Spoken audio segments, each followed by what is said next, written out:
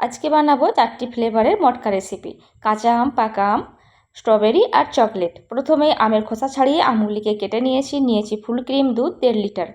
6টা এলাচের বীজকে থেতো করে নিয়েছি, কিছুটা ড্রাই ফ্রুটস নিয়েছি। কড়াইয়ের মধ্যে দুধ নিয়ে নিচ্ছি। এবার গ্যাসের উপরে দুধটা বসিয়ে দিয়েছি। একেবারে লো ফ্লেমে দিয়ে দিচ্ছি 2 টেবিল চামচ কর্নফ্লাওয়ার, 1/4 কাপ পাউডার দুধ, কিছুটা ড্রাই ফ্রুটস দিয়ে দিলাম আর এলাচ গুঁড়ো দিয়ে দিচ্ছি।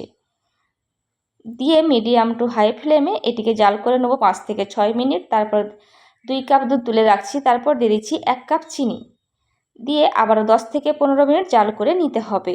তারপর একটা কড়াইয়ের মধ্যে দিয়ে দিচ্ছি কাঁচা আম, অল্প একটু জল দিয়ে দিলাম, একটু লবণ দিয়ে এটিকে 5 থেকে 6 মিনিট সেদ্ধ করে নিতে হবে।